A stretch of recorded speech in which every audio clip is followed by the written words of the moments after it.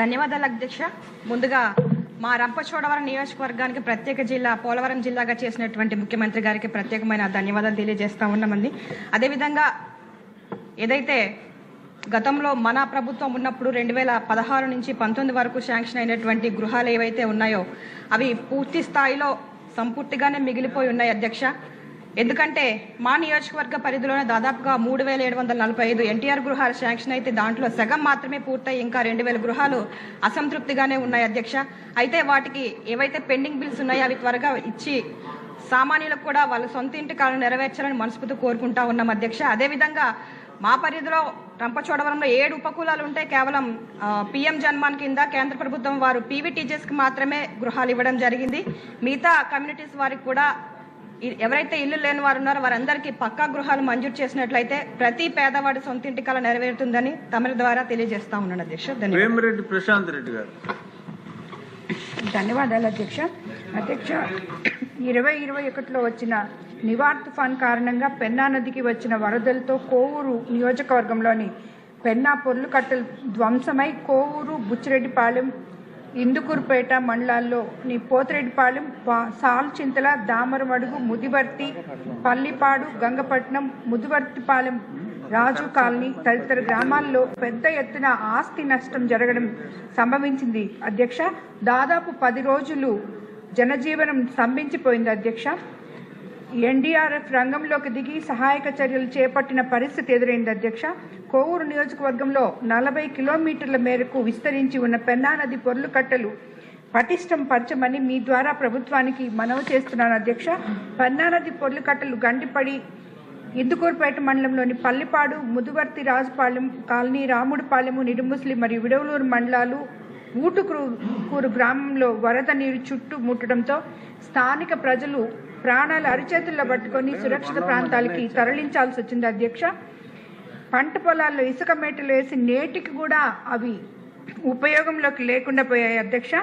అలాగే దక్షిణ భారత సబర్మతి ఆశ్రమంగా ప్రఖ్యాతిగాంచిన పల్లెపాడు సత్యాగ్రహ ఆశ్రమం వరదల కారణంగా 5 ఎకరాలు పెన్నా నది కోతకి గురి అయింది అధ్యక్ష. భవిష్యత్తులో పల్లిపాడు వద్ద పెన్నా నది పొర్లుకట్టకు గండి పడితే ఇందుకూరుపేట మండలం మొత్తం వరద తాకిడికి గురై భారీ ఎత్తున ఆస్తి నష్టం జరిగే ఇది ఉంది అధ్యక్ష. రానున్న విపత్తులను దృష్టిలో ఉంచుకొని ఇందుకూరుపేట మండలం పల్లెపాడు వద్ద పెన్నా నదికి ఇరువైపులా ఉన్న పొర్లుకట్టలు పటిష్టపరచాలని మీ ద్వారా ప్రభుత్వానికి విజ్ఞప్తి చేస్తున్నాను అధ్యక్ష. ధన్యవాదాలు అధ్యక్ష. పల్లె సింధూరారెడ్డి గారు. ధన్యవాదాలు అధ్యక్ష. ఆంధ్ర భోజుడు, సాహితీ సమరాంగన, సార్వభౌముడు అయిన శ్రీ కృష్ణదేవరాయల పరిపాలనని బంగారు ఒక భవిష్యత్తు అనుకునేవారు అధ్యక్ష. ఎంతో మంది రాజులు, చక్రవర్తులు కాలగర్భంలో కలిసిపోయారు. అయినప్పటికీ శ్రీకృష్ణదేవరాయలు మరణించి 600 సంవత్సరాలు అయింది అధ్యక్ష. ఆయన తెలుగువారి హృదయాలలో ఆయన చిరస్థాయిగా నిలిచిపోయారు. కారణం ఏమంటే ప్రతి ఒక్క ఊర్లోనూ ఆయన గుడులు ఇంకా చెరువులు కూడా కట్టించడం జరిగింది అధ్యక్ష. సో అదేవిధంగా ఆయన సాహిత్యం వైపు కూడా చాలా మంచిగా ముందుకు తీసుకెళ్లారు అధ్యక్ష. ఆయన జయంతి ఉత్సవాలని రాష్ట్ర పండుగగా జరపాలని మీ ద్వారా కోరుతున్నాను. ధన్యవాదాలు. ఇంకో 3 నెలల్లో 2 సంవత్సరాల పాలనని పూర్తి చేసుకోబోతున్న ఎన్డీఏ ప్రభుత్వం చాలా కాల పరీక్షలను తట్టుకొని ఒక అరాచక పాలన ఎదుర్కొని ఎన్నికల సమరంలో విజేతగా నిలబడింది. మనల్ని గెలిపించి ఈ నేలకి సేవ చేసిన భాగ్యం కలిగించినందుకు 5 కోట్ల రాష్ట్ర ప్రజలకు కృతజ్ఞత చేతులెత్తి నమస్కరిస్తున్నాను. రాష్ట్ర ప్రజలకి అండగా నిలబడుతున్న టీడీపీ, బీజేపీ, జనసేన పార్టీల నాయకులకి, కార్యకర్తలకు కూడా నేను నమస్కరిస్తున్నాను. నీలో సాహసం ఉంటే దేశం అంధకారంలో ఉంటుందా అని కవి శేషేంద్ర గారు రాసిన మహావాక్యానికి నిలువెత్తు ప్రతిరూపం భారతదేశ గౌరవ ప్రధానమంత్రి శ్రీ నరేంద్ర మోదీ గారు. వారు అందిస్తున్న సహకారానికి ఎన్డీఏ కూటమి తరఫున, ఆంధ్రప్రదేశ్ రాష్ట్ర ప్రజల తరఫున నా హృదయపూర్వక ధన్యవాదాలు తెలియజేస్తాను. ఆంధ్రప్రదేశ్ రాష్ట్ర ప్రథమ పౌరులు, రాజ్యాంగ సంరక్షకులు, రాజ్యాధినేత justice former supreme court justice S Abdul Nazeer గారు చేసిన బడ్జెట్ ప్రసంగం చాలా ప్రేరణ ఇచ్చింది. ఆంధ్ర రాష్ట్ర భవిష్యత్తుకు బలమైన పునాదులు వేసింది. వికసిత్ భారత్లో భాగంగా వికసిత్ ఆంధ్రప్రదేశ్ లక్ష్యంగా సాగింది. రాజ్యపాలకులు, గౌరవ రాజ్యపాలకులు శ్రీ అబ్దుల్ నజీర్ గారు బడ్జెట్ ప్రసంగం వింటున్నంతసేపు ఆద్యంతం భారతరత్న శ్రీ అటల్ బిహారీ వాజ్పేయి గారు మాటలే నా మనసులో మెదిలినాయి.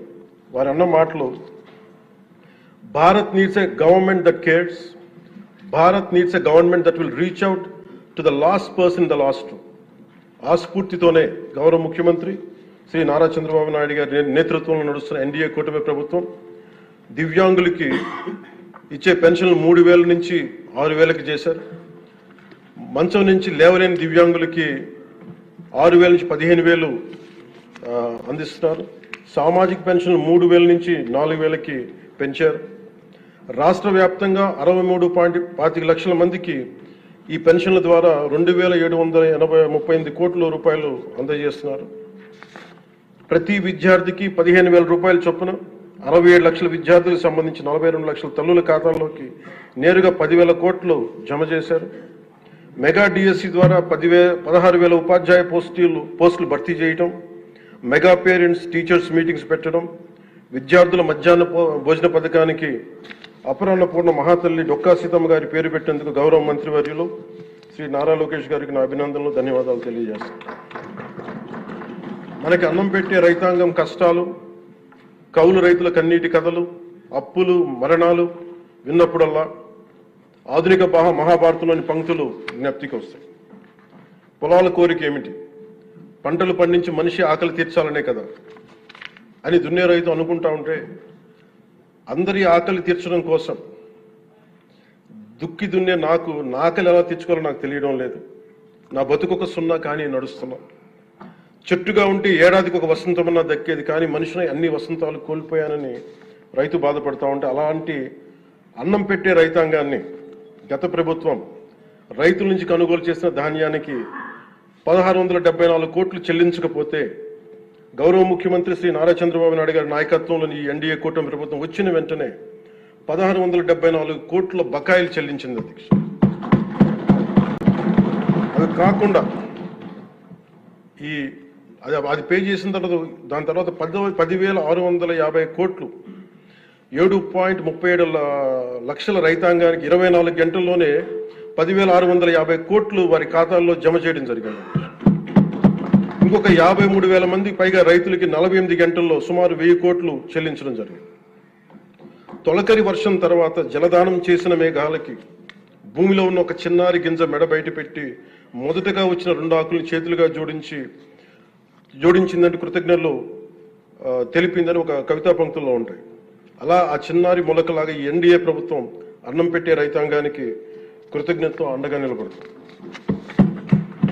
అలాగే గౌరవ సభ సాక్షిగా కౌలు రైతుల కష్టాలు కన్నీళ్లు తెలిసిన వాడిగా, మీ వాడిగా చెప్తున్నాను. కౌలు రైతాంగానికి భూమిని ఫలాలుగా పంటలుగా మార్చే ప్రవీణత ఉన్నవాడు ధైర్యం కోల్పోనక్కర్లేదు. మట్టిలో ఉన్న కస్తూరి తీసే మనిషికి జీవన పరిమళాల కొరత లేదు. సోదరులైన కౌలు రైతులందరికీ మీరు ధైర్యంగా ఉండండి, మీరు నిండు నూరేళ్లు బతకాలి. మీకోసం ఈ ప్రభుత్వం నిరంతరం పనిచేస్తుందని తెలియజేసుకుంటున్నాను అధ్యక్ష. ఉమ్మడి ఆంధ్రప్రదేశ్ మాజీ ప్రభుత్వ ఉద్యోగి కొడుకుగా ప్రభుత్వ ఉద్యోగులు వారి నిరాశ నిస్పృహలు నేను అర్థం చేసుకోగలను. వారి ప్రతిభకి, అనుభవానికి, సమర్థతకి గుర్తింపు రానప్పుడు ఏమనుకుంటానని కవితా పంక్తులు తెలియజేస్తున్న అధ్యక్ష. ఈ దేశం నా ప్రతిభకు ఒక సమాధి, ఎంత దూరం నడిచినా ఎప్పుడు దూరం అంతే.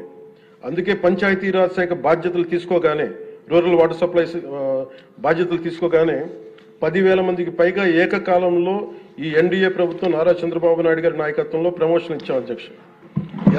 అది కూడా ఎలాంటి సిఫార్సులు లేకుండా 77 మందికి తొలిసారి జిల్లా పరిషత్ సీఈఓలుగా ప్రమోషన్లు ఇచ్చాం. సంస్కరణలో భాగంగా 77 డీడీఓ కార్యాలయాలు ప్రారంభించాం. దీనికి అండగా నిలబడ్డ గౌరవ ముఖ్యమంత్రి గారికి నా హృదయపూర్వక ధన్యవాదాలు తెలియజేస్తున్నాను. ఒక దేశాభివృద్ధికి ఆయువు పట్టు రహదారులు లేని చోట అభివృద్ధి శూన్యం. అభివృద్ధికి మూలమైనది రహదారులతో పాటు విద్యుత్తు, తాగునీరు, విద్య, వైద్యం, డ్రైన్స్ అండ్ శానిటేషన్. దాదాపు 2 ఏళ్ల పాలనలో ప్రపంచ కప్ గెలిచిన visually challenged women cricket team captain Deepika మొదలుకొని మొన్న పోలీస్ జాబ్స్కి లెటర్స్ ఇస్తున్నప్పుడు ఉద్యోగంలో వచ్చిన యువ కానిస్టేబుల్ కానీ, ఉదయగిరి నియోజకవర్గంలో స్కూల్ పిల్లలు కానీ, ఇలా ఎందరో ఒకటే అడిగారు అధ్యక్ష, మాకు కనీసం నడవడానికి, మా స్కూల్కి వెళ్ళడానికి, మా ఊర్లు వెళ్ళడానికి, మాకు రిలేటెడ్ ఊర్లు వెళ్ళడానికి రోడ్లు వేయండి అని నిండు గర్భిణీలు కూడా ప్రాణాలు అరచేతులు పట్టుకుని కొండలు గుట్టలు దాటుకునే పరిస్థితుల్లో జాతీయ ఉపాధి హామీ పథకం కింద PM జన్మన్ రాష్ట్ర ప్రభుత్వ నిధులతోటి అడవి తల్లి బాట పేరిట 625 గిరిజన గ్రామాలను అనుసంధానిస్తూ 1005 కోట్లతోటి 1069 కిలోమీటర్ల రహదారుల నిర్మాణం చేపట్టాం. దాంట్లో దాదాపు సగం పైగా రోడ్ల నిర్మాణం పూర్తి చేశాం. కొన్ని రోడ్లు గంటల వ్యవధిలో కూడా మంజూరు చేశాం అధ్యక్ష. అలాగే మారుమూల ప్రాంత ప్రజలు, గిరిజన ప్రాంత ప్రజలు గొంతిమ కోరికలు కోరలేదు అధ్యక్ష. వారు అడుగుతుందల్లా చిన్నపాటి రోడ్ల సౌకర్యం వారు అడిగేది.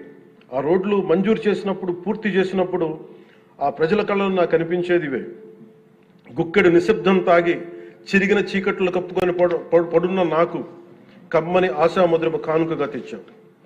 స్వాతంత్రం వచ్చి 7 దశాబ్దాలు దాటిన విద్యుత్ వెలుగులు లేని 17 కుటుంబాలు చెంది ఒక మారుమూలన గిరిజన గ్రామానికి ₹1 కోటి పైగా వెచ్చించి 17 కుటుంబాలున్న గ్రామానికి 9.6 కిలోమీటర్ల మేర 200 పైగా విద్యుత్ స్తంభాలను పాతి ట్రెడిషనల్ పవర్తో పాటు PM జన్మన్ పథకం కింద సోలార్, విండ్ ఎనర్జీతో పాటు హైబ్రిడ్ విద్యుత్ వ్యవస్థని ఏర్పాటు చేశాం అధ్యక్ష. ఆ విద్యుత్ వెలుగుల్లో, గిరిపుత్రుల్లో, గుండెల్లో నాకు ఈ భావన చాలా బలంగా తెలుసు. వెలిగిన బల్బును చూసి వారు ఒకటే అనుకున్నారు అధ్యక్ష, పొద్దు గుంకితే చీకట్లో బతికే ప్రజలు ఆ వెలుగుతున్న బల్బును చూసి ఎన్నాళ్ళకి మా అతిథిగా వచ్చాం, ఈ సుధిల కుటీరానికి ఇంత వెలుతురుని తెచ్చామని వారి గుండెల్లో ఉన్న వారికి ఆ భావన నాకు నిజంగా తెలిసింది అధ్యక్ష. గౌరవ ప్రధాని శ్రీ నరేంద్ర మోదీ గారు వ్యక్తిగతంగా జల్ జీవన్ మిషన్ చాలా ఇష్టపడి ఎంతో బడ్జెట్ దాదాపు 191,011 కోట్లు ఆయన 1924 మధ్యలో ఈ జల్ జీవన్ మిషన్కి బడ్జెట్నిచ్చి ఈ దేశ సగటు పౌరుడికి కనీసం సరాసరి 55 లీటర్ల రక్షిత మంచినీరు అందించాలని లక్ష్యంగా ముందుకు వస్తే గత ప్రభుత్వం కేంద్రం నుంచి 27,000 కోట్లు కేంద్ర ప్రభుత్వం ఆమోదం తెలిపితే ఖర్చు పెట్టింది వాళ్ళు దాదాపు కేవలం 4,000 కోట్ల అధ్యక్ష. అందులో కేంద్రం వాటా 2,000 కోట్లు. 4,000 కోట్లు ఖర్చు చేసి పైప్ లైన్లు వేయడం తప్ప ఒక్క గ్రామానికి సంపూర్ణంగా నీరు ఇచ్చింది లేదు. జైజీవన్ ముగిసే నాటికి అలాటెడ్ 27,000 కోట్లు వాళ్ళు ఖర్చు పెట్టింది మినహాయిస్తే 23,000 కోట్లు వినియోగించుకోలేకపోయారు అధ్యక్ష. అలాగే అది ఎక్స్పైర్ అయిపోయిన తర్వాత కూటమి ప్రభుత్వం నారా చంద్రబాబు నాయుడు గారి నాయకత్వంలో అధికారంలోకి వచ్చిన తర్వాత ముఖ్యమంత్రి గారు, కూటమి నేతలందరూ కలిసి కేంద్ర నాయకత్వాన్ని అడిగి ఇంకొక పొడించుకోగలిగాం. ఈ ప్రయత్నంలో 1,242 కోట్లతో Uddanam, Dhone, Pulivendula multi village project schemes ని మే నాటికి పూర్తి చేయాలని లక్ష్యంతో ముందుకు వెళ్తున్నాం అధ్యక్ష. అలాగే ఈ కొత్త సంవత్సరంలో కూడా కొత్తగా ఇంకొక 5 జిల్లాల ఈ ఎక్స్టెండెడ్ పీరియడ్లో కొత్తగా 5 జిల్లాల పరిధిలో 7,910 కోట్లతోటి వచ్చే 2 ఏళ్లలో పూర్తి చేయాలని లక్ష్యంగా పెట్టుకున్నాం అధ్యక్ష. చిత్తూరు, ప్రకాశం, పల్నాడు, ఉభయ గోదావరి జిల్లాలో చేపట్టిన పనులు పూర్తయితే వచ్చే 30 ఏళ్లలో 1,21,00,000 ప్రజల రక్షిత మంచినీటి అవసరాలను తీరుస్తుంది. మిగిలిన 960 కోట్లతోటి మల్టీ విలేజ్ స్కీమ్స్, అలాగే నీటి ఎద్దడి తీవ్రత ఉన్న పంచాయతీ మంచినీటి సమస్యను తీర్చే విధంగా గౌరవ సీఎం గారి ఆధ్వర్యంలో ప్రణాళికలు సిద్ధం చేస్తున్నాం అధ్యక్ష. గత ప్రభుత్వపు అరాచక, అసమర్థ, అవినీతి పాలన వారసత్వపు సమస్యలు ఎంతో ఎన్డీఏ ప్రభుత్వానికి చాలా పెను సవాల్గా మారినాయి. కానీ ముఖ్యమంత్రి గారి పరిపాలనా అనుభవం అన్నింటిని అధిగమిస్తూ ఇచ్చిన మా ప్రతి మాటని నిలబెట్టుకుంటూ ముందుకెళ్తున్నాం. సంక్షేమం, అభివృద్ధి రెంటిని సమన్వయపరుచుకుంటూ ముందుకు వెళ్తున్నాం. మొన్న గవర్నర్ గారి ప్రసంగంలో అదే ప్రస్ఫుటంగా గోచరించింది. అలాగే ఈ సందర్భంలో గవర్నర్ శ్రీ అబ్దుల్ నజీర్ గారి వ్యక్తిత్వం గురించి ప్రత్యేకంగా చెప్పుకోవాలి అధ్యక్ష. Is a great scholar, legal luminary, a humanist, a devout religious man with a respect for all religions and a great patriot. People of Andhra Pradesh and our NDA government is fortunate for having him as our beloved governor అధ్యక్ష. అలాంటి ఉన్నతమైన వ్యక్తి ముందు ఆ 11 మంది సభ్యులు వారి ప్రసంగ సమయంలో వెల్లోకి వచ్చి రభస చేసిన విధానం చూస్తే నాకు ఒకటే అనిపించింది అధ్యక్ష, హనుమంతుడి ముందు కుప్పి గంతులు వేయడం ఏంటి అని. అలాగే 151 నుంచి